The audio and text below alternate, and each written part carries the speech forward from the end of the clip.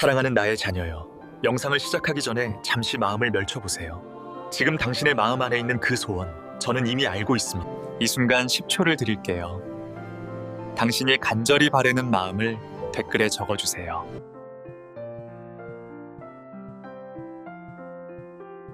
저는 당신의 모든 기도 제목을 보고 함께 기도하고 있습니다. 이제 오늘 당신에게 주어진 말씀을 함께 들어볼까요? 사랑하는 성도님들, 오늘 아침 눈을 뜨셨을 때 어떤 마음이 드셨습니까?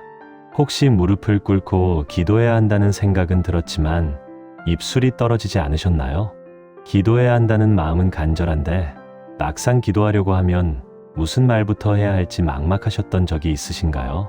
어떤 분들은 이렇게 말씀하십니다. 목사님, 저는 기도가 안 나와요. 예전에는 1시간도 기도했는데 이제는 5분도 못 채우겠어요. 또 어떤 분은 이렇게 고백하십니다. 하나님께 드릴 말이 없어요. 똑같은 기도만 반복하다 보니 제 기도가 하나님께 닿고 있는지조차 의문이에요. 오늘 이 말씀을 듣고 계신 여러분 중에도 이런 경험을 하고 계신 분이 계실 겁니다. 새벽에 눈을 떠서 기도하려고 애를 쓰지만 마음만 초조해질 뿐 기도가 나오지 않는 그 답답함을 저는 압니다. 교회를 수십 년 다녔지만 어느 순간부터 기도가 형식적이고 공허하게 느껴지는 그 막막함도 알고 있습니다. 자녀들이 독립하고 남편이 아프고 몸도 예전 같지 않고 외로움이 밀려올 때 기도해야 한다는 것은 아는데 무엇을 어떻게 기도해야 할지 모르겠다는 그 절박함도 이해합니다. 바로 그런 여러분을 위해 오늘 이 시간이 준비되었습니다. 오늘 제가 여러분께 전하고 싶은 메시지는 아주 단순하지만 놀라울 정도로 강력한 진리입니다.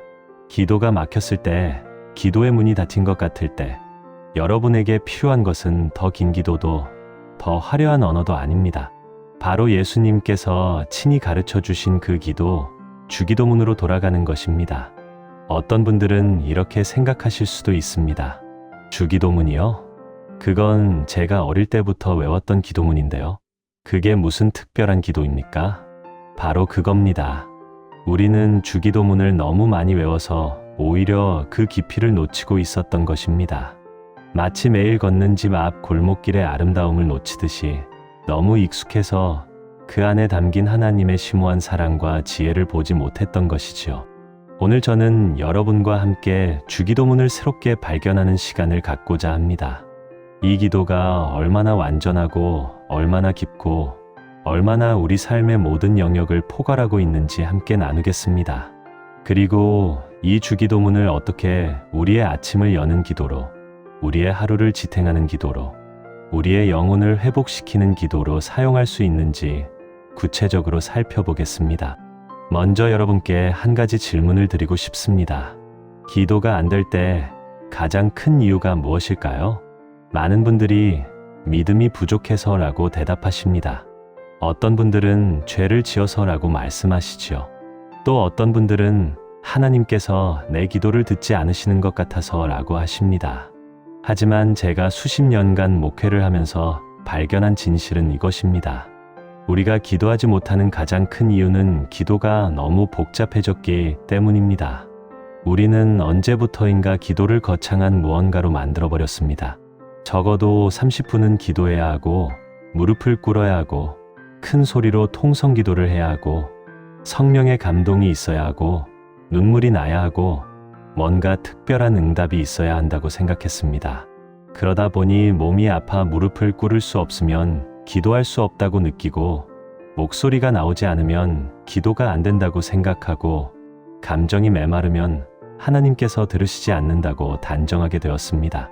그러나 예수님께서 가르쳐 주신 기도는 달랐습니다. 예수님의 제자들이 주여 우리에게 기도를 가르쳐 주옵소서라고 요청했을 때 예수님께서는 복잡한 기도 매뉴얼이나 긴 기도 양식을 가르쳐 주지 않으셨습니다. 오히려 아주 단순하고 아주 짧고 아주 명료한 기도를 가르쳐 주셨습니다. 마태복음 6장 9절부터 13절에 기록된 이 주기도문은 우리말로 읽으면 불과 1분도 채 걸리지 않는 짧은 기도입니다. 그런데 이 짧은 기도 안에 우리 신앙생활의 모든 것이 담겨 있습니다. 하나님과의 관계, 하나님의 나라에 대한 갈망, 일상의 필요, 용서와 화해, 영적 전쟁, 그리고 하나님께 대한 찬양까지 인간이 하나님께 드려야 할 모든 기도의 요소가 이 안에 완벽하게 들어있는 것입니다. 그래서 이 기도는 단순히 암송하고 반복하는 주문이 아니라 우리의 모든 기도가 흘러나오는 샘이요, 우리의 영혼이 쉬어가는 집인 것입니다. 사랑하는 성도님들, 오늘 이 말씀이 끝나고 나면 여러분은 다시 기도할 수 있게 될 것입니다. 막혔던 기도의 문이 열리고 메말랐던 기도의 샘이 다시 솟아나는 것을 경험하시게 될 것입니다. 그것도 아주 단순한 방법으로 말입니다. 내일 아침 눈을 뜨시는 순간 여러분이 해야 할 일은 단 하나입니다. 이불 속에서 침대에 누워서 아니면 세수하러 가는 길에 그저 이 한마디를 입 밖으로 내시면 됩니다. 하늘에 계신 우리 아버지여, 그것이 시작입니다. 그것으로 충분합니다. 그 한 문장이 여러분의 하루를 바꾸고 여러분의 삶을 변화시킬 것입니다. 지금부터 제가 여러분과 함께 나눌 이야기는 단순히 주기도문을 설명하는 것이 아닙니다. 이것은 기도를 잃어버린 우리가 어떻게 다시 기도하는 사람으로 회복될 수 있는지에 대한 실제적인 안내입니다. 이것은 긴 세월 신앙생활을 해왔지만 어느 순간 기도가 형식이 되어버린 우리에게 다시 하나님과의 살아있는 대화를 회복하는 길을 보여주는 나침반입니다. 여러분께서 혹시 이런 경험을 하신 적이 있습니까? 아침에 일어나서 기도하려고 무릎을 꿇었는데 머릿속이 텅 비어버린 것 같은 느낌, 하나님께 무슨 말씀을 드려야 할지 전혀 떠오르지 않는 그 당황스러운 말입니다. 그래서 주여 감사합니다. 오늘도 좋은 하루 되게 해주세요. 아멘 하고 서둘러 기도를 마치고 일어서셨던 적이 있으신가요? 또는 기도 제목은 많은데 어떻게 기도해야 할지 몰라서 그저 하나님 이것도 해주시고 저것도 해주세요 하는 식의 요구 사항 나열로 끝나버린 적은 없으신가요? 아니면 교회에서 들었던 은혜로운 기도문을 흉내 내보려고 했지만 그것이 내 진심이 아니라 남의 말을 빌린 것 같아서 오히려 더 공허하게 느껴졌던 경험은 없으신가요? 바로 그런 여러분을 위해 주기도문이 있습니다.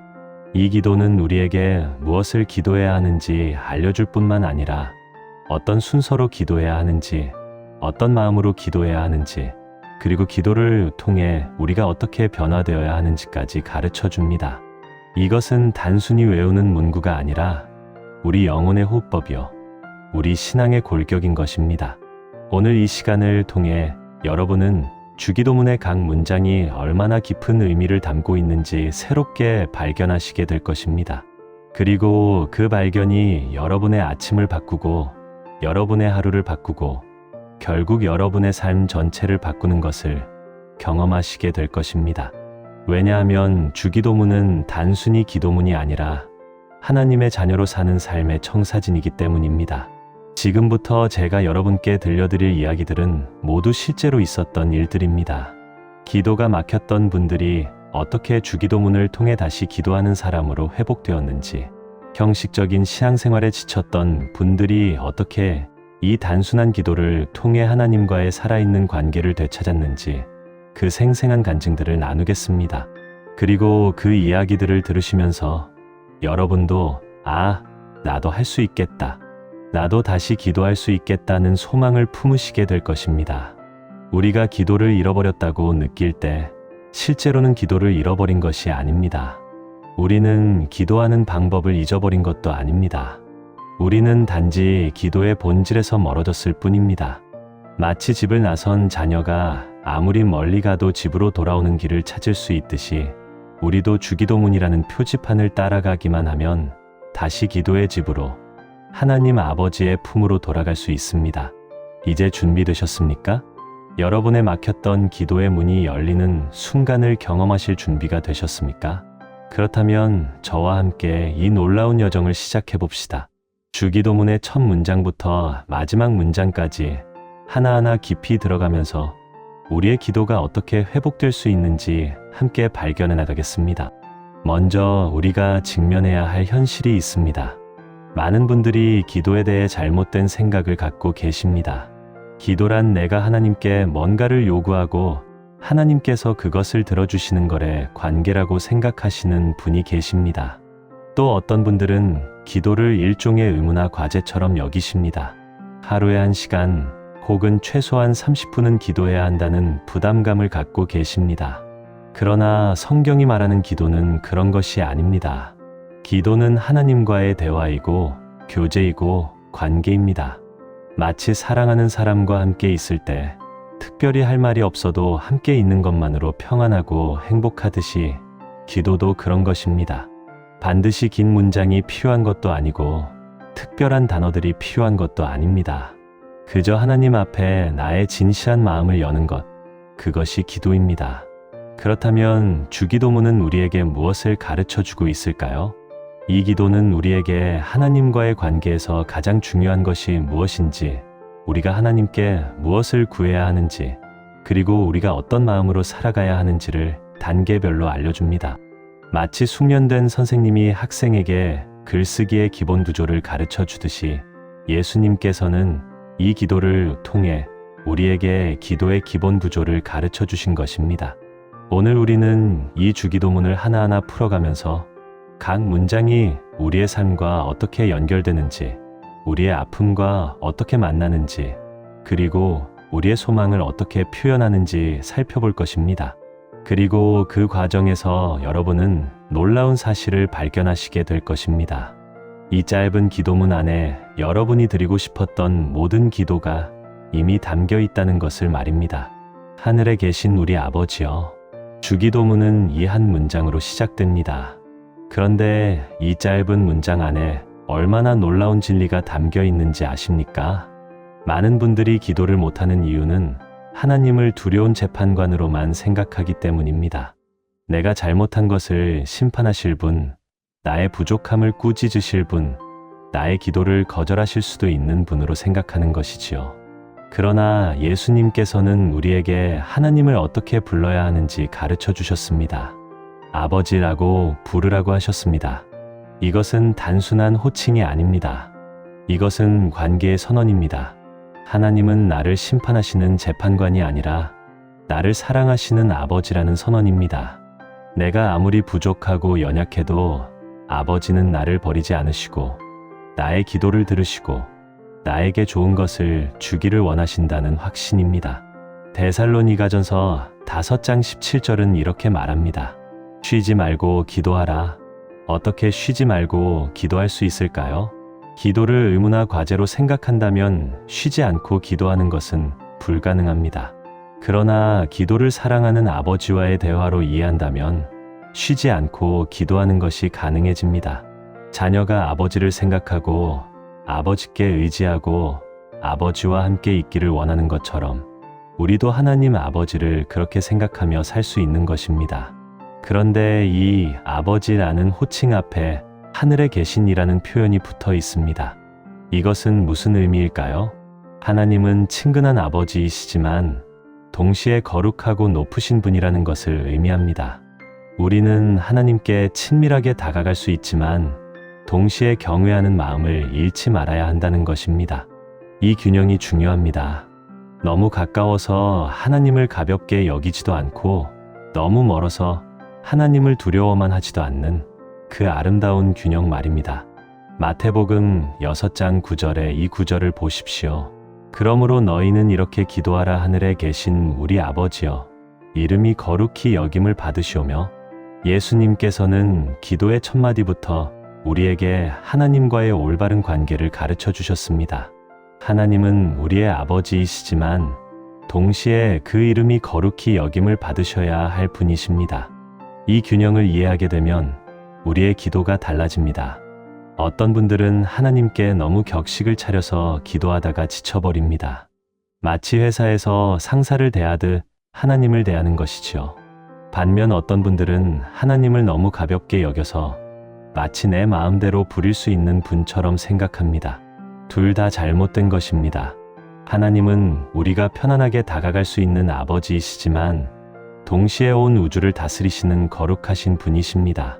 제가 아는 한 권사님의 이야기를 들려드리고 싶습니다.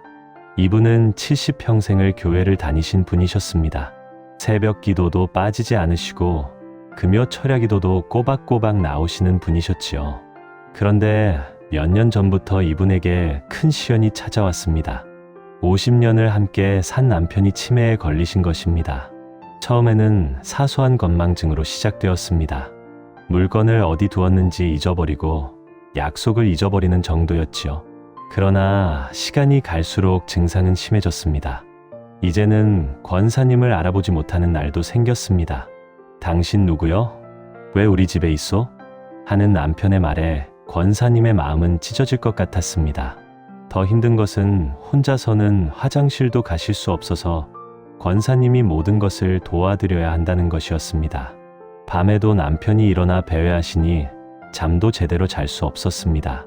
자녀들은 다 멀리 떠나 있었고 요양원에 보내자는 말에 권사님은 고개를 저으셨습니다.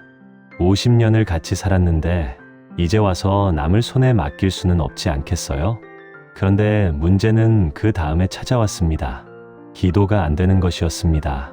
새벽 기도에 나가고 싶어도 남편을 혼자 둘 수가 없었습니다. 집에서 기도하려고 해도 무릎을 꿇는 순간 남편이 부르시곤 했습니다. 그나마 조금씩 드리던 기도마저도 점점 형식적이 되어갔습니다. 하나님, 남편 좀 나아지게 해주세요. 하는 말을 몇 번 반복하다가 응답이 없는 것 같아 결국 기도를 접게 되었습니다. 그렇게 몇 달이 지났을 때 권사님은 자신이 하나님으로부터 멀어지고 있다는 것을 느꼈습니다. 교회는 다니고 있었지만 예배 시간에도 남편 걱정 때문에 마음이 분산되었습니다. 찬양을 부를 때도 입술로만 따라 부를 뿐 마음은 딴 곳에 가 있었습니다. 무엇보다 기도가 나오지 않는 것이 가장 괴로웠습니다. 하나님께 무슨 말을 드려야 할지, 어떻게 기도해야 할지 모르겠더라는 것입니다.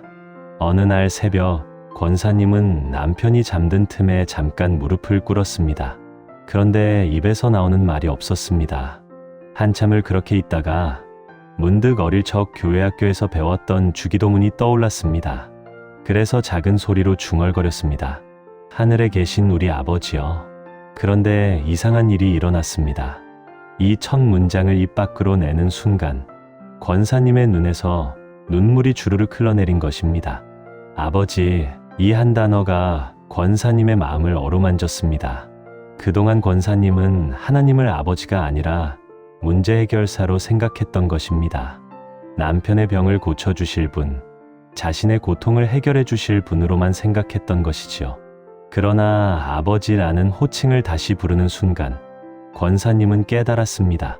하나님은 자신의 고통을 아시는 분이라는 것을, 자신의 눈물을 보시는 분이라는 것을, 그리고 자신을 결코 혼자 버려두지 않으실 분이라는 것을 말입니다.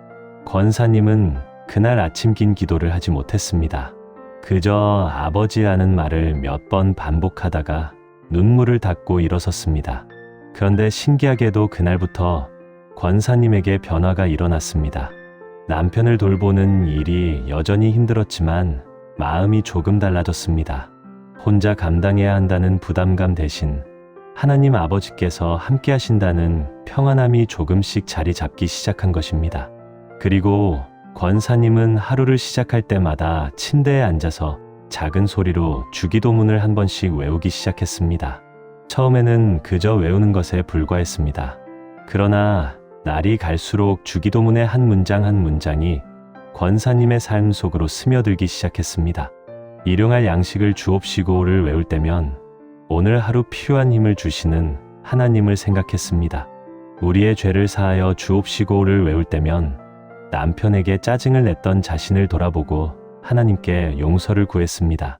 그렇게 몇 달이 지났을 때 권사님은 자신이 다시 기도하는 사람이 되어 있다는 것을 깨달았습니다. 주기도문을 시작으로 이제는 하나님과 다시 대화할 수 있게 된 것입니다. 긴 기도는 아니었지만 진실한 기도였습니다. 화려한 언어는 아니었지만 마음에서 우러나오는 기도였습니다. 더욱 놀라운 것은 권사님의 얼굴이 달라졌다는 것입니다. 여전히 남편을 돌보는 일은 힘들었지만 권사님의 얼굴에는 평안함이 있었습니다. 교회 사람들이 권사님, 요즘 표정이 많이 밝아지셨어요 라 말할 정도였습니다. 권사님 자신도 신기했습니다. 상황은 전혀 나아지지 않았는데 자신의 마음이 이렇게 평안할 수 있다니 말입니다. 그것은 바로 주기도문의 첫 문장, 하늘에 계신 우리 아버지여를 통해 하나님과의 관계가 회복되었기 때문입니다. 하나님을 다시 아버지로 부르게 되었기 때문입니다. 그리고 그 아버지께서 자신을 버리지 않으시고 자신과 함께 걸어가신다는 것을 믿게 되었기 때문입니다.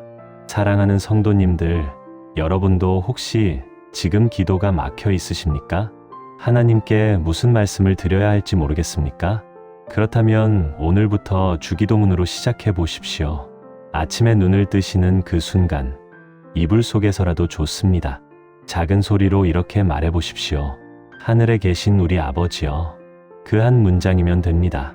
그것이 여러분의 기도의 시작이 될 것입니다. 그리고 그 한 문장을 통해 여러분은 하나님과의 관계를 다시 회복하게 될 것입니다. 하나님은 여러분의 아버지이십니다. 여러분이 아무리 연약하고 아무리 부족하고 아무리 긴 기도를 못 드려도 하나님은 여러분을 사랑하십니다. 그리고 여러분의 기도를 기다리고 계십니다. 주기도문의 다음 부분을 보겠습니다. 이름이 거룩히 여김을 받으시오며 나라가 임하시오며 뜻이 하늘에서 이루어진 것 같이 땅에서도 이루어지이다. 이 세 문장은 우리 기도의 우선순위를 가르쳐 줍니다. 많은 분들이 기도할 때 자신의 필요부터 이야기합니다. 하나님, 이것 주세요. 저것 해주세요. 그것이 잘못된 것은 아닙니다. 하나님은 우리의 필요를 아시고 채워주기를 원하십니다. 그러나 예수님께서는 우리에게 먼저 하나님의 이름과 하나님의 나라와 하나님의 뜻을 구하라고 가르치셨습니다. 왜 그럴까요? 그것이 우리의 시선을 바꿔주기 때문입니다. 우리가 기도할 때 자신의 문제에만 집중하면 기도는 점점 좁아지고 답답해집니다. 그러나 먼저 하나님의 관점에서 세상을 바라보게 되면 우리의 시야가 넓어지고 마음이 여유로워집니다.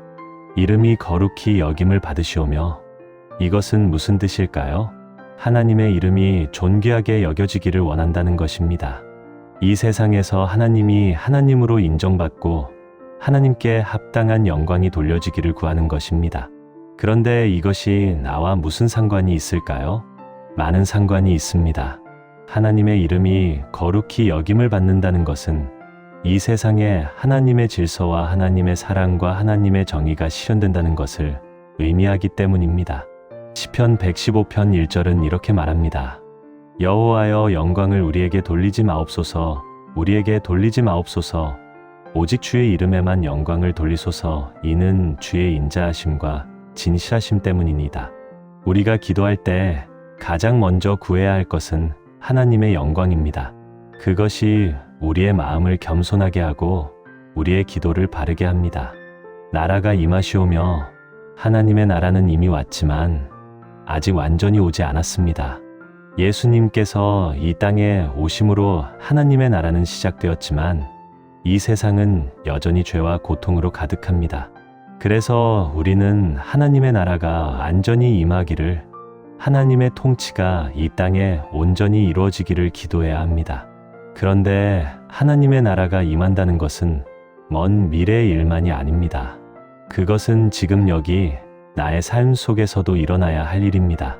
내 마음 속에 하나님의 나라가 임하고, 내 가정에 하나님의 나라가 임하고, 내가 속한 공동체에 하나님의 나라가 임하는 것입니다.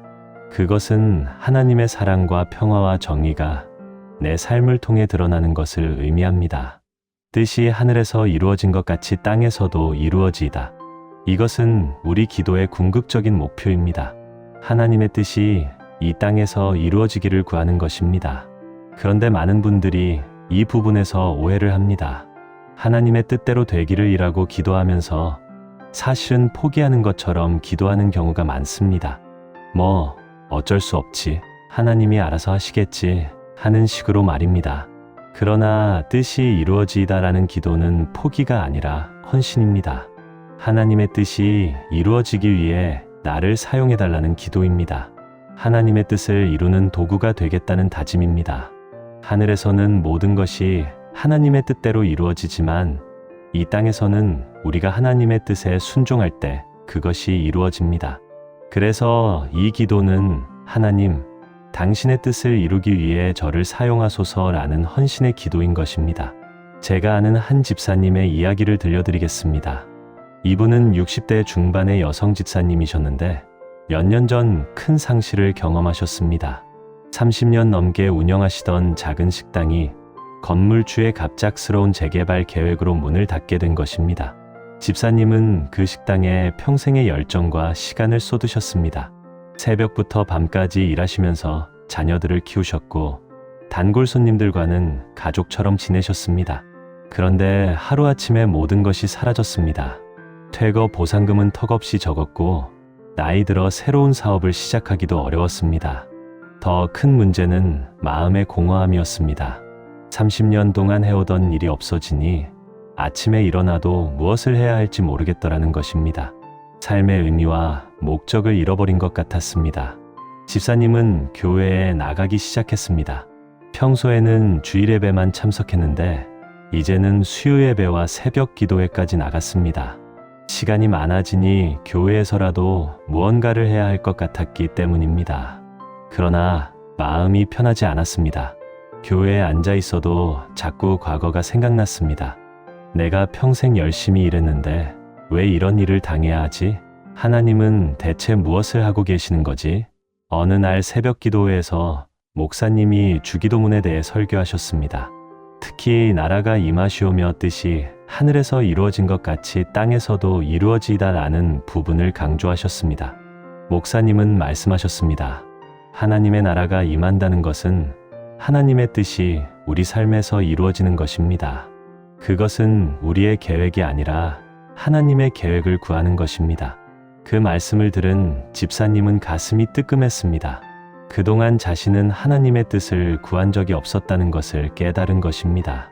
식당을 운영하는 30년 동안 집사님은 열심히 일했고 교회도 성실히 다녔지만 정작 하나님께 제 인생에서 당신의 뜻은 무엇입니까? 라고 물어본 적은 없었습니다. 그저 일이 잘 되게 해달라고, 가족이 건강하게 해달라고 기도했을 뿐이었습니다. 그날 집에 돌아와 집사님은 무릎을 꿇었습니다. 그리고 처음으로 이렇게 기도했습니다.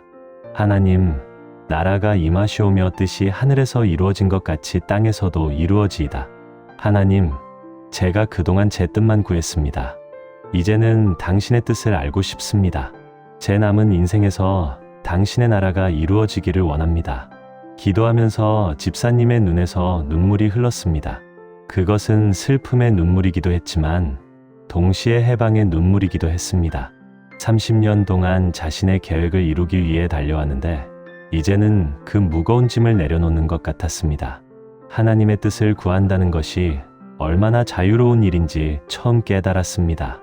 며칠 후 교회에서 노인 무료 급식 봉사자를 구한다는 공지가 나왔습니다. 평소 같으면 그냥 지나쳤을 텐데 그날은 뭔가 마음에 걸렸습니다. 집사님은 30년 동안 요리를 해왔지 않습니까? 그 경험을 다른 사람들을 위해 사용할 수 있지 않을까? 집사님은 주저하다가 봉사 신청을 했습니다. 처음 급식소에 갔을 때 집사님은 놀랐습니다. 그곳에는 홀로 사시는 어르신들, 거동이 불편한 분들, 경제적으로 어려운 분들이 많이 오셨습니다. 그분들에게 따뜻한 밥 한 끼를 대접하는 것이 얼마나 큰 위로가 되는지 보게 되었습니다. 그리고 집사님은 자신도 위로를 받았습니다. 자신의 경험과 능력이 누군가에게 도움이 된다는 것이 얼마나 감사한 일인지 느꼈습니다.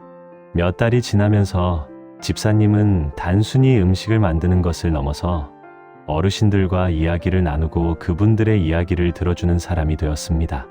어떤 분은 자녀들과 연락이 끊긴 이야기를, 어떤 분은 배우자를 잃은 슬픔을, 어떤 분은 건강 걱정을 나누셨습니다. 집사님은 그분들의 손을 잡아주고 함께 기도해 주었습니다. 1년쯤 지났을 때 집사님은 자신의 삶이 완전히 달라졌다는 것을 깨달았습니다. 식당을 잃었을 때는 모든 것이 끝난 것 같았습니다. 그러나 지금 돌아보니 그것은 새로운 시작이었습니다. 식당을 운영할 때는 돈을 벌기 위해 요리했지만 이제는 사람들을 섬기기 위해 요리하고 있었습니다. 그리고 그것이 훨씬 더 보람있고 의미 있는 일이라는 것을 알게 되었습니다. 집사님은 이제 매일 아침 주기도문으로 하루를 시작합니다. 특히 나라가 임하시오며 뜻이 하늘에서 이루어진 것 같이 땅에서도 이루어지다라는 부분을 천천히 음미하며 기도합니다. 그리고 하루 동안 급식소에서 만날 사람들을 위해 기도합니다. 하나님의 나라가 그 작은 급식소를 통해서도 이루어지기를, 하나님의 사랑이 집사님을 통해 전달되기를 기도합니다. 어느 날 한 할머니가 집사님께 이렇게 말씀하셨습니다. 집사님이 만든 음식을 먹으면 마음이 따뜻해져요. 그냥 배가 부른 게 아니라 마음이 부르거든요. 그 말을 들은 집사님은 눈물이 났습니다. 아, 이것이 하나님의 나라가 임하는 것이구나. 이것이 하나님의 뜻이 이루어지는 것이구나 하는 것을 깨달았기 때문입니다. 사랑하는 성도님들, 여러분은 혹시 지금 무언가를 잃어버리고 인생의 의미를 찾지 못하고 계십니까? 계획했던 일들이 무너지고 꿈꾸던 미래가 사라진 것 같습니까? 그렇다면 오늘 이 기도를 드려보십시오. 나라가 임하시오며 뜻이 하늘에서 이루어진 것 같이 땅에서도 이루어지이다. 이 기도를 드릴 때 여러분의 시선이 달라질 것입니다. 내 계획에서 하나님의 계획으로, 내 뜻에서 하나님의 뜻으로 시선이 옮겨질 것입니다. 그리고 그때 여러분은 놀라운 사실을 발견하게 될 것입니다. 하나님의 계획이 여러분의 계획보다 훨씬 더 좋다는 것을, 하나님의 뜻이 여러분의 뜻보다 훨씬 더 완전하다는 것을 말입니다. 주기도문의 다음 부분을 보겠습니다. 오늘 우리에게 일용할 양식을 주시옵고. 이 짧은 문장 속에 얼마나 많은 지혜가 담겨 있는지 아십니까?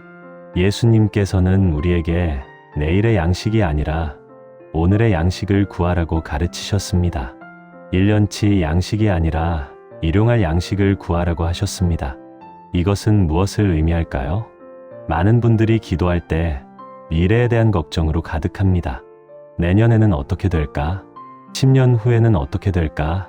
특히 나이가 들수록 이런 걱정은 커집니다. 건강은 계속 나빠질 것이고 경제적으로도 어려워질 텐데 앞으로 어떻게 살아가야 할까 하는 두려움이 생깁니다. 그래서 기도도 주로 미래에 대한 불안을 토로하는 내용이 됩니다. 그러나 예수님께서는 우리에게 오늘에 집중하라고 가르치셨습니다. 마태복음 6장 34절에서 이렇게 말씀하셨습니다. 그러므로 내일 일을 위하여 염려하지 말라. 내일 일은 내일이 염려할 것이요 한날의 괴로움은 그 날로 족하니라.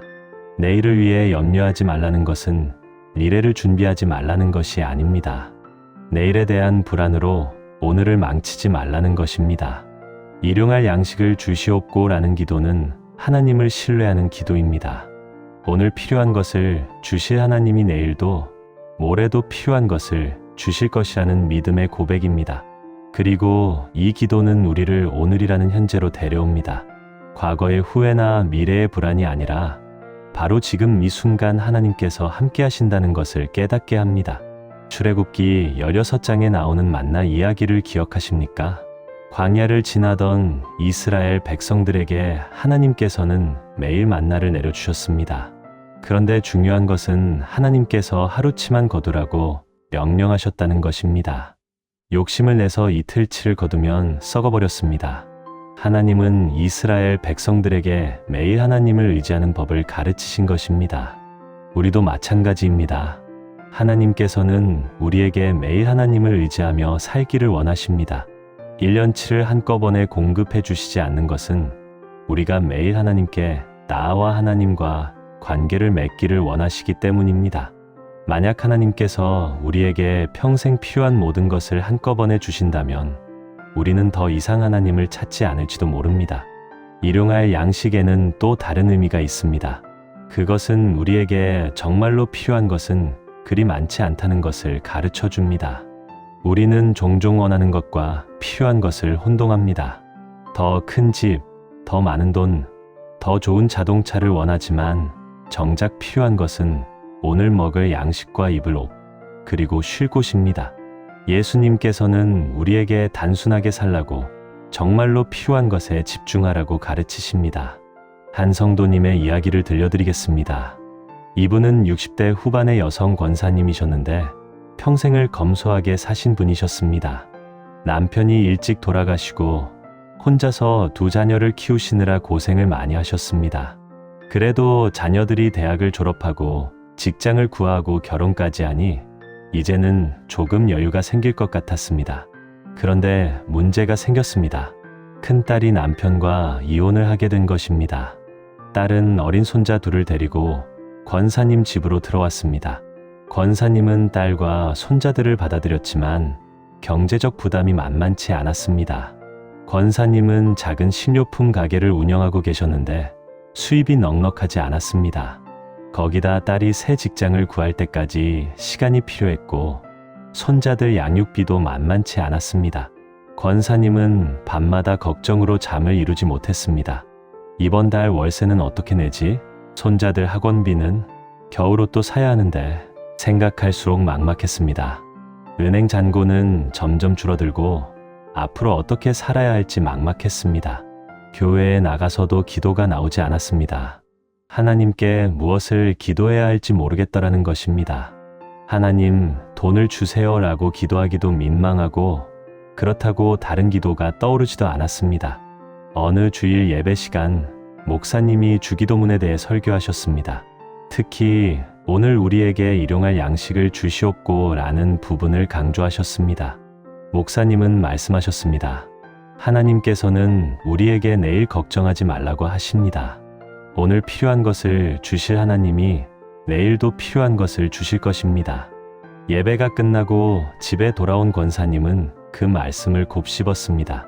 오늘 일용할 양식, 그렇다. 내가 지금 당장 필요한 것은 무엇인가? 1년치 월세가 아니라 이번 달 월세다. 손자들의 대학 등록금이 아니라 오늘 저녁 식사다. 그렇게 생각하니 조금 마음이 가벼워졌습니다. 그날 밤 권사님은 오랜만에 제대로 기도를 했습니다. 하나님, 오늘 우리에게 일용할 양식을 주시옵고, 하나님, 제가 1년 후를 걱정했습니다. 10년 후를 두려워했습니다. 그러나 하나님께서는 오늘을 살라고 하셨지요. 오늘 우리 가족에게 필요한 것을 주소서. 내일은 내일의 하나님께서 책임져 주실 것을 믿습니다. 신기하게도 그 기도를 드리고 나니 마음이 평안해졌습니다. 상황이 바뀐 것은 없었지만 권사님의 마음이 바뀐 것입니다. 1년치 걱정을 한꺼번에 지우고 하니 무거웠는데 오늘 하루만 생각하니 감당할 만했습니다. 권사님은 그날부터 매일 아침 주기도문을 외우기 시작했습니다. 특히 오늘 우리에게 일용할 양식을 주시옵고 라는 부분을 천천히 여러 번 반복했습니다. 그러자 놀라운 일들이 일어나기 시작했습니다. 어느 날은 교회 권사님 한 분이 권사님, 이거 우리 집에서 안 먹는 건데 가져가세요 하며 쌀 한 포대를 주셨습니다. 또 어느 날은 딸의 옛 직장 동료가 연락이 와서 아르바이트 자리를 소개해 주었습니다. 또 어느 날은 가게에 단골 손님이 평소보다 많이 물건을 사가셨습니다. 이런 일들이 우연일까요? 권사님은 그렇게 생각하지 않았습니다. 이것이 바로 하나님께서 주시는 일용할 양식이라는 것을 알았습니다. 거창한 기적이 아니라 작지만 꼭 필요한 순간에 오는 도움들이었습니다. 그리고 권사님은 깨달았습니다. 하나님께서는 한 번에 큰 것을 주시지 않지만 매일 필요한 것을 주신다는 것을 말입니다. 몇 달이 지나 딸이 정규직 일자리를 구했습니다. 급여가 아주 많은 것은 아니었지만 가족이 함께 살아가기에는 충분했습니다. 권사님은 그날 밤 눈물로 감사기도를 드렸습니다. 그리고 깨달았습니다. 그동안 자신이 걱정했던 일들이 하나하나 해결되었다는 것을, 하나님께서 매일 필요한 것을 주셨다는 것을 말입니다. 권사님은 이제 미래를 걱정하지 않습니다. 물론 계획은 세우지만 불안해하지는 않습니다. 왜냐하면 오늘 일용할 양식을 주시는 하나님이 내일도 모레도 1년 후에도 필요한 것을 주실 것을 믿기 때문입니다. 그리고 매일 아침 주기도문을 외우면서 오늘 하루를 하나님과 함께 살아가겠다고 다짐합니다. 사랑하는 성도님들, 여러분은 혹시 미래에 대한 걱정으로 잠 못 이루고 계십니까? 1년 후, 10년 후를 생각하면 불안하십니까? 그렇다면 오늘 이 기도를 드려보십시오. 오늘 우리에게 일용할 양식을 주시옵고, 이 기도를 드릴 때 여러분의 시선이 미래에서 현재로 돌아올 것입니다. 그리고 지금 이 순간 하나님께서 함께 하신다는 것을, 오늘 필요한 것을 주신다는 것을 깨닫게 될 것입니다. 내일은 내일의 하나님께 맡기십시오. 오늘은 오늘의 하나님과 함께 사십시오. 주기도문의 다음 부분은 우리의 마음 가장 깊은 곳을 건드립니다. 우리가 우리에게 죄 지은 자를 사하여 준 것 같이 우리 죄를 사하여 주시옵고. 이 문장은 기도 중에 가장 어려운 기도일 수 있습니다. 왜냐하면 용서에 관한 기도이기 때문입니다. 많은 분들이 용서를 어려워합니다. 특히 나이가 들수록 쌓인 상처들이 많아질수록 용서는 더 힘들어집니다. 자녀에게 받은 상처, 며느리나 사위에게 받은 섭섭함, 형제자매 간의 갈등, 친구의 배신, 교회 안에서의 오해와 다툼, 이런 상처들은 쉽게 치유되지 않습니다. 시간이 지난다고 해서 저절로 없어지는 것도 아닙니다. 오히려 시간이 지날수록 굳어지고 단단해집니다. 그래서 많은 분들이 이 부분에서 주기도문을 외우다가 멈칫합니다. 우리가 우리에게 죄 지은 자를 사하여 준 것 같이 정말로 내가 나에게 상처 준 사람을 용서했나? 아직도 마음 한구석에 원망과 분노가 남아있지 않은가? 이런 질문 앞에서 우리는 솔직해질 수밖에 없습니다. 그런데 예수님께서는 왜 이 용서를 기도 가운데 넣으셨을까요? 그것은 용서가 우리 신앙생활의 핵심이기 때문입니다. 에베소서 4장 32절은 이렇게 말합니다. 서로 친절하게 하며 불쌍히 여기며 서로 용서하기를 하나님이 그리스도 안에서 너희를 용서하심과 같이 하라. 하나님께서 우리를 용서하신 것처럼 우리도 다른 사람을 용서해야 합니다. 그러나 용서가 쉬운 일은 아닙니다. 특히 깊은 상처를 받았을 때, 반복적으로 상처를 받았을 때, 상대방이 잘못을 인정하지 않을 때 용서는 더욱 어렵습니다. 그래서 많은 분들이 용서해야 하는 것은 아는데 도무지 용서가 안 돼요 라고 말씀하십니다. 머리로는 이해하지만 마음이 따라가지 않는 것이지요. 그렇다면 우리는 어떻게 용서할 수 있을까요? 주기도문은 우리에게 답을 줍니다. 우리 죄를 사하여 주시옵고. 우리가 다른 사람을 용서할 수 있는 이유는 우리 자신이 먼저 용서받았기 때문입니다. 하나님께서 우리의 죄를 용서하셨다는 것을 깊이 깨달을 때 우리도 다른 사람을 용서할 수 있는 힘이 생깁니다. 생각해 보십시오. 우리가 하나님께 지은 죄가 얼마나 큽니까? 우리는 매일 하나님의 뜻을 거역하고 하나님을 잊어버리고 살면서도 하나님의 은혜를 누리고 있습니다. 그런 우리를 하나님께서는 용서하셨습니다. 예수 그리스도의 십자가를 통해 우리의 모든 죄를 사하여 주셨습니다. 그렇다면 우리가 다른 사람에게 받은 상처가 아무리 크다 해도 우리가 하나님께 지은 죄보다 클 수 있을까요? 마태복음 18장에는 1만 달란트 빚진 종의 비유가 나옵니다. 왕에게 큰 빚을 진 종이 용서를 받았는데 그 종이 나가서 자기에게 100데나리온 빚진 동료를 용서하지 않았습니다. 이 이야기를 통해 예수님께서는 우리에게 말씀하십니다. 하나님께 큰 용서를 받은 우리가 어떻게 다른 사람을 용서하지 않을 수 있겠습니까? 용서는 상대방을 위한 것만이 아닙니다. 용서는 나를 위한 것이기도 합니다. 용서하지 않고 원망과 분노를 붙들고 있으면 그것은 나의 영혼을 병들게 합니다. 마치 독약을 담은 잔을 계속 쥐고 있는 것과 같습니다. 그러나 용서하면 우리는 그 무거운 짐을 내려놓고 자유로워질 수 있습니다. 제가 아는 한 성도님의 이야기를 들려드리겠습니다. 이분은 60대 초반의 권사님이셨는데 몇 년 전 큰 상처를 받으셨습니다. 권사님에게는 두 아들이 있었는데 큰아들이 결혼한 후 며느리와의 관계가 좋지 않았습니다. 권사님은 며느리를 위해 많은 것을 해주려고 애썼습니다. 손자가 태어난 후에는 육아를 도와주기 위해 아들 집에 가서 몇 달을 지내기도 했습니다. 그런데 며느리는 권사님의 도움을 고마워하기는커녕 오히려 간섭이라고 생각했습니다. 권사님이 손자를 돌보는 방식이 마음에 안 든다고 불평했고 권사님이 준비한 음식도 입에 맞지 않는다며 투덜거렸습니다. 권사님은 참고 또 참았지만 어느 날 며느리가 아들 앞에서 시어머니 때문에 못 살겠어요 라고 말하는 것을 듣고 큰 충격을 받았습니다. 권사님은 그날로 아들 집을 나왔습니다. 집에 돌아와서는 며칠 동안 울기만 했습니다. 내가 뭘 그렇게 잘못했나? 나는 그저 도와주려고 했을 뿐인데 생각할수록 억울하고 서러웠습니다.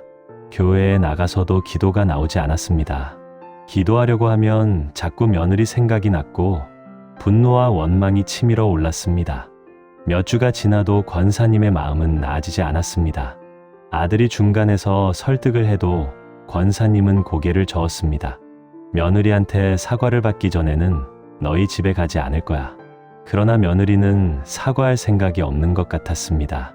오히려 권사님이 자기를 이해하지 못한다고 생각하는 것 같았습니다. 시간이 지나면서 권사님은 자신이 변해가는 것을 느꼈습니다. 예전에는 밝고 긍정적인 사람이었는데 이제는 자주 짜증을 내고 부정적인 생각을 하게 되었습니다. 남의 이야기를 들어도 부정적으로 해석했고 교회에서 다른 권사님들이 며느리 자랑을 할 때면 마음이 불편했습니다. 무엇보다 하나님과의 관계가 멀어지는 것이 괴로웠습니다. 어느 주일 목사님이 용서에 대해 설교하셨습니다. 특히 주기도문에 우리가 우리에게 죄 지은 자를 사하여 준 것 같이 우리 죄를 사하여 주시옵고 하는 부분을 강조하셨습니다. 목사님은 말씀하셨습니다. 용서는 상대방이 잘못을 인정할 때까지 기다리는 것이 아닙니다. 용서는 내가 먼저 결정하는 것입니다. 그 말을 들은 권사님은 가슴이 찔렸습니다. 그동안 자신은 며느리가 먼저 사과하기를 기다렸습니다. 며느리가 잘못을 인정하면 그때 용서하려고 했습니다. 그러나 그것은 조건부 용서였습니다. 진정한 용서가 아니었던 것입니다. 예배가 끝나고 권사님은 혼자 기도실에 남았습니다. 오랜만에 제대로 기도하고 싶었습니다. 무릎을 꿇고 주기도문을 외우기 시작했습니다. 그런데 우리가 우리에게 죄 지은 자를 사하여 준 것 같이 아는 부분에서 목이 메었습니다. 자신은 아직 며느리를 용서하지 않았다는 것을 깨달았기 때문입니다. 권사님은 눈물을 흘리며 기도했습니다. 하나님, 용서하고 싶은데 용서가 안 됩니다. 며느리가 저를 그렇게 대했는데 어떻게 용서합니까? 그때 마음속에 조용한 음성이 들렸습니다. 그렇다면 내가 나에게 어떻게 용서받을 수 있겠느냐? 권사님은 그 순간 깨달았습니다. 자신도 하나님 앞에서는 용서받아야 할 죄인이라는 것을, 하나님께서는 조건 없이 자신을 용서하셨다는 것을 말입니다. 며느리가 저지른 잘못보다 자신이 하나님께 지은 죄가 훨씬 더 크다는 것을 깨달았습니다. 그날 권사님은 결단했습니다. 며느리를 용서하기로 한 것입니다. 며느리가 사과하지 않아도, 잘못을 인정하지 않아도 자신이 먼저 용서하기로 결정했습니다. 그것이 쉬운 결정은 아니었습니다. 여전히 마음 한구석에는 서운함이 남아 있었습니다. 그러나 권사님은 알았습니다. 용서는 감정이 아니라 의지의 문제라는 것을 말입니다. 그날 밤 권사님은 아들에게 전화했습니다. 며느리한테 전해줘. 엄마가 미안했다고. 엄마가 며느리 입장을 이해하지 못했어. 이제는 며느리가 편한 대로 살았으면 좋겠다고 전해줘. 아들은 놀라서 말을 잇지 못했습니다. 며칠 후 며느리가 권사님께 전화를 했습니다. 어색한 목소리로 어머님, 그동안 제가 버릇없이 굴었습니다. 죄송해요 라고 말했습니다. 권사님은 눈물이 났습니다. 며느리의 사과를 받아서가 아니라 자신이 이미 며느리를 용서했기 때문에 이 사과가 더욱 귀하게 느껴졌습니다. 그 후 권사님과 며느리의 관계는 완전히 회복되지는 않았습니다. 여전히 서먹한 부분이 있고 의견이 맞지 않을 때도 있습니다. 그러나 중요한 것은 권사님의 마음이 자유로워졌다는 것입니다. 더 이상 원망과 분노에 묶여 있지 않습니다. 며느리를 생각해도 평안합니다. 그리고 무엇보다 하나님과의 관계가 회복되었습니다. 권사님은 이제 매일 아침 주기도문을 외우면서 이 부분에서 멈춰섭니다. 우리가 우리에게 죄 지은 자를 사하여 준 것 같이 우리 죄를 사하여 주시옵고, 그리고 자신이 용서해야 할 사람들을 한 명 한 명 떠올립니다. 며느리뿐만 아니라 살면서 자신에게 상처 준 모든 사람들을 떠올리며 용서합니다. 그것이 쉽지는 않지만 매일 조금씩 용서하는 연습을 합니다. 사랑하는 성도님들, 여러분은 혹시 용서하지 못하고 있는 사람이 있습니까? 오래전 일인데도 생각만 하면 가슴이 답답해지는 상처가 있습니까? 그렇다면 오늘 이 기도를 드려보십시오. 우리가 우리에게 죄 지은 자를 사하여 준 것 같이 우리 죄를 사하여 주시옵고, 이 기도를 드릴 때 여러분은 자신이 얼마나 큰 용서를 받았는지 깨닫게 될 것입니다. 그리고 그 깨달음이 여러분에게 다른 사람을 용서할 수 있는 힘을 줄 것입니다. 용서는 상대방을 위한 것만이 아니라 여러분 자신을 위한 것입니다. 용서할 때 여러분은 자유로워질 것입니다. 주기도문의 다음 부분을 보겠습니다. 우리를 시험에 들게 하지 마시옵고 다만 악에서 구하시옵소서.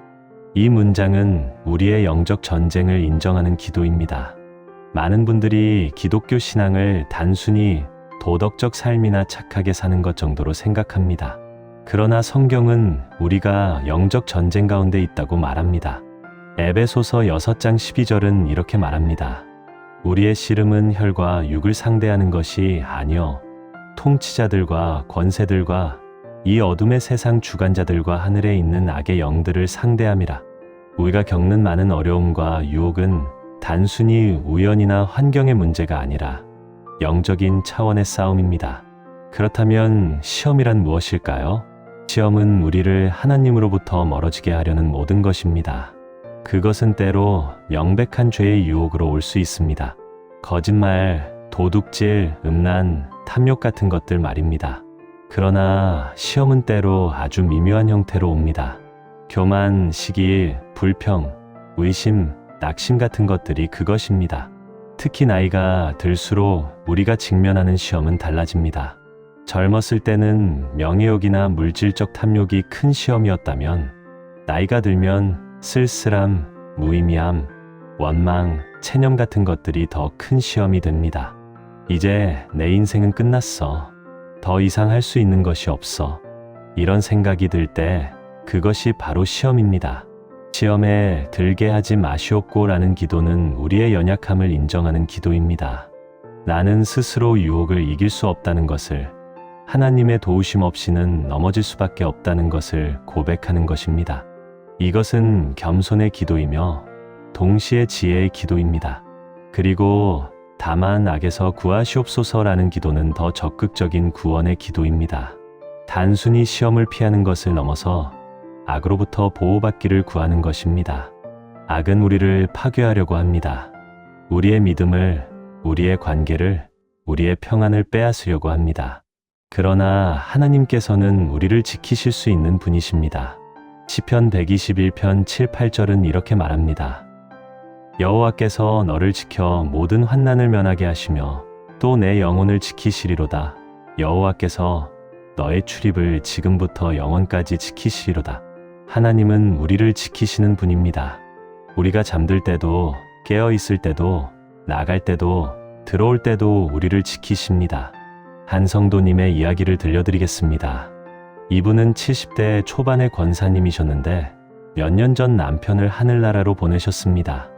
50년을 함께 산 남편이었기에 빈자리가 너무나 컸습니다. 자녀들은 다 멀리 살고 있었고 권사님은 혼자 큰 아파트에서 지내셨습니다. 처음 몇 달은 그런 대로 지냈습니다.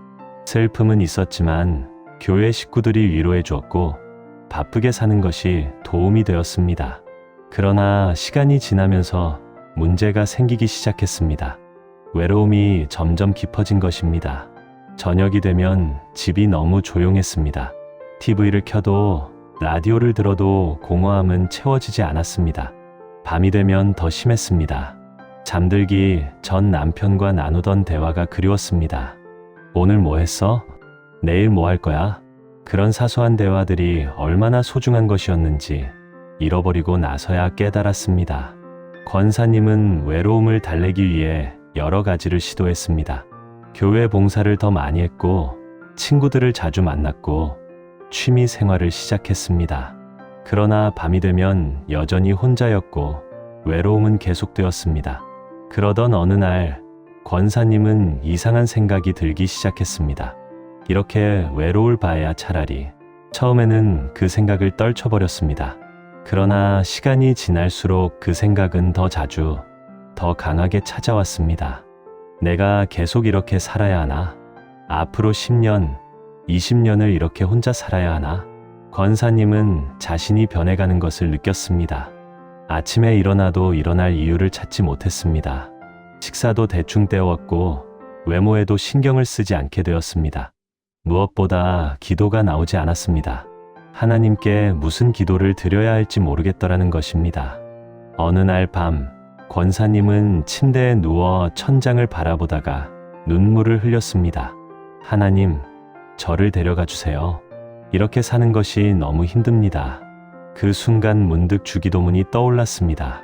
특히 우리를 시험에 들게 하지 마시옵고 다만 악에서 구하시옵소서라는 부분이 마음에 와닿았습니다. 권사님은 깨달았습니다. 자신이 지금 시험에 빠져 있다는 것을, 낙심과 절망이 자신을 삼키려고 한다는 것을 말입니다. 그리고 이것이 바로 악의 공격이라는 것을 알았습니다. 악은 권사님에게 삶을 포기하게 하려고, 하나님을 의심하게 하려고, 소망을 잃게 하려고 했던 것입니다. 그날 밤 권사님은 오랜만에 제대로 기도했습니다. 하나님, 저를 시험에 들게 하지 마시옵고 다만 악에서 구하시옵소서. 하나님, 제가 지금 외롭습니다. 제가 지금 무너지고 있습니다. 제 힘으로는 이 외로움을 이길 수 없습니다. 저를 지켜주소서. 저를 악에서 구원해 주소서. 신기하게도 그 기도를 드리고 나니 마음이 조금 평안해졌습니다. 외로움이 사라진 것은 아니었습니다. 여전히 집은 조용했고 남편의 빈자리는 컸습니다. 그러나 권사님은 자신이 혼자가 아니라는 것을 느꼈습니다. 하나님께서 함께 하신다는 것을, 하나님께서 자신을 지키신다는 것을 믿게 되었습니다. 권사님은 그날부터 매일 아침 저녁으로 주기도문을 외우기 시작했습니다. 특히 우리를 시험에 들게 하지 마시옵고 다만 악에서 구하시옵소서라는 부분을 여러 번 반복했습니다. 그것은 권사님에게 일종의 방패가 되었습니다. 낙심이 찾아올 때, 절망이 밀려올 때 권사님은 이 기도를 외웠습니다. 시간이 지나면서 권사님에게 변화가 일어났습니다. 외로움은 여전했지만 그것이 권사님을 삼키지는 못했습니다. 권사님은 외로움 속에서도 하나님을 찾았고 하나님께서 주시는 위로를 경험했습니다. 그리고 놀랍게도 권사님은 자신과 비슷한 처지에 있는 다른 과부들을 돕기 시작했습니다. 교회에는 권사님처럼 배우자를 잃고 혼자 사는 여성들이 많았습니다. 권사님은 그분들과 정기적으로 만나 함께 식사하고 이야기를 나누고 함께 기도하기 시작했습니다. 자신의 외로움을 통해 다른 사람의 외로움을 이해하게 되었고 자신이 받은 위로로 다른 사람을 위로하게 된 것입니다. 1년쯤 지났을 때 권사님은 자신이 완전히 달라졌다는 것을 깨달았습니다. 여전히 남편이 그리웠고 외로움도 있었습니다. 그러나 이제는 그것이 권사님을 무너뜨리지 못했습니다. 오히려 권사님은 그 외로움을 통해 하나님을 더 깊이 알게 되었고 다른 사람을 더 잘 이해하게 되었습니다. 권사님은 이제 매일 아침 주기도문으로 하루를 시작합니다. 그리고 하나님께 자신을 지켜달라고, 시험에 들지 않게 해달라고, 악에서 구원해달라고 기도합니다. 그 기도가 권사님을 지켰고 권사님에게 새로운 삶의 목적을 주었습니다. 사랑하는 성도님들, 여러분은 혹시 지금 어떤 시험 가운데 있습니까? 외로움입니까? 낙심입니까? 원망입니까? 절망입니까? 그렇다면 오늘 이 기도를 드려보십시오. 우리를 시험에 들게 하지 마시옵고 다만 악에서 구하시옵소서. 이 기도를 드릴 때 여러분은 자신의 연약함을 인정하게 될 것입니다. 그리고 동시에 하나님의 강함을 의지하게 될 것입니다. 여러분 혼자서는 시험을 이길 수 없습니다. 그러나 하나님께서는 여러분을 지키실 수 있습니다. 하나님을 의지하십시오. 주기도문의 마지막 부분을 보겠습니다. 나라와 권세와 영광이 아버지께 영원히 있사옵나이다. 아멘. 이 문장은 우리의 기도를 완성하는 송영입니다. 우리는 기도를 하나님께 대한 찬양으로 끝맺습니다. 나라와 권세와 영광이 아버지께 영원히 있사옵나이다. 이 고백은 우리 기도의 모든 것을 정리해 줍니다. 우리가 기도하는 이유는 무엇입니까? 우리의 필요를 채우기 위해서만이 아닙니다. 우리가 기도하는 궁극적인 이유는 하나님께 영광을 돌리기 위해서입니다. 요한계시록 4장 11절은 이렇게 말합니다. 우리 주 하나님이여 영광과 존귀와 권능을 받으시는 것이 합당하오니 주께서 만물을 지으신지라 만물이 주의 뜻대로 있었고 또 지으심을 받았나이다. 모든 것이 하나님으로부터 왔고 모든 것이 하나님께로 돌아갑니다. 이 고백은 우리에게 올바른 관점을 줍니다. 우리는 종종 우리 자신을 중심에 두고 기도합니다. 내 필요, 내 계획, 내 원함을 구합니다. 그러나 주기도문은 우리에게 하나님을 중심에 두라고 가르칩니다. 하나님의 이름, 하나님의 나라, 하나님의 뜻, 하나님의 영광이 우리 기도의 중심이어야 합니다. 영원히라는 말도 중요합니다. 우리의 삶은 유한합니다. 우리의 기쁨도, 우리의 슬픔도, 우리의 성공도, 우리의 실패도 모두 지나갑니다. 그러나 하나님의 나라와 권세와 영광은 영원합니다. 변하지 않습니다. 이 사실을 기억할 때 우리는 일시적인 것에 매이지 않고 영원한 것을 바라볼 수 있습니다. 그리고 아멘으로 기도를 마칩니다. 아멘은 그렇습니다. 진실로, 확실이라는 뜻입니다. 이것은 단순히 기도를 끝내는 형식적인 말이 아닙니다. 이것은 우리가 기도한 모든 것에 대한 확신의 표현입니다. 하나님께서 들으셨다는 것, 하나님께서 응답하실 것이라는 것에 대한 믿음의 선언입니다. 한 집사님의 이야기로 오늘 말씀을 마무리하고자 합니다. 이분은 60대 후반의 집사님이셨는데 평생 열심히 신앙생활을 하신 분이었습니다. 그러나 몇 년 전부터 신앙의 회의가 들기 시작했습니다. 기도해도 응답이 없는 것 같고 교회에 나가도 감동이 없고 성경을 읽어도 마음에 와닿지 않았습니다. 집사님은 자신에게 무슨 문제가 있는지 고민했습니다. 죄를 지어서 그런가 생각해 보았지만 특별히 큰 죄를 지은 것도 없었습니다. 기도를 게을리해서 그런가 싶어 더 열심히 기도해 보았지만 여전히 공허했습니다. 집사님은 점점 지쳐갔습니다.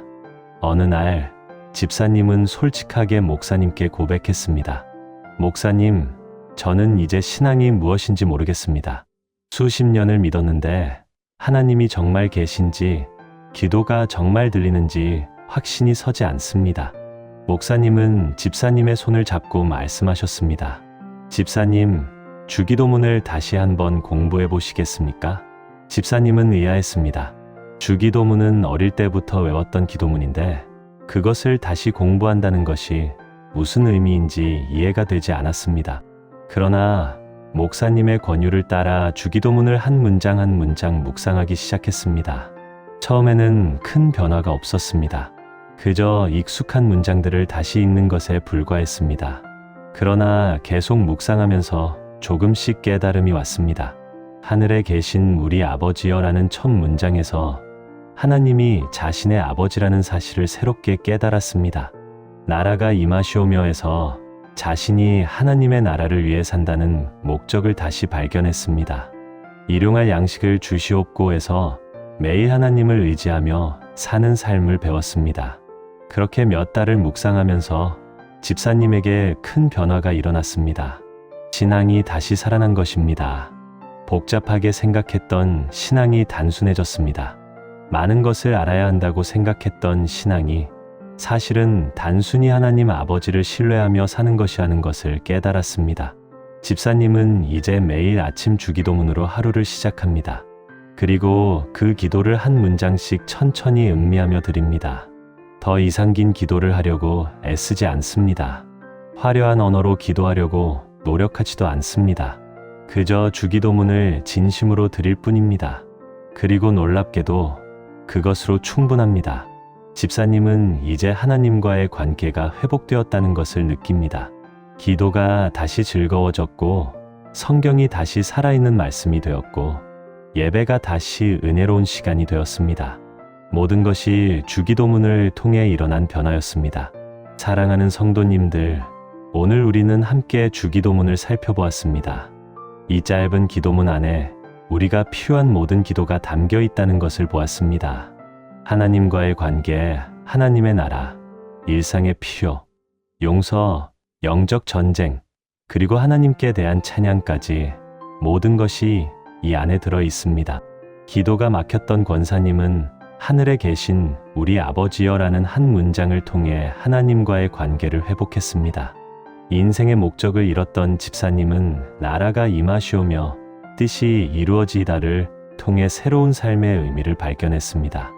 미래를 걱정하던 권사님은 오늘 일용할 양식을 주시옵고를 통해 오늘을 사는 법을 배웠습니다.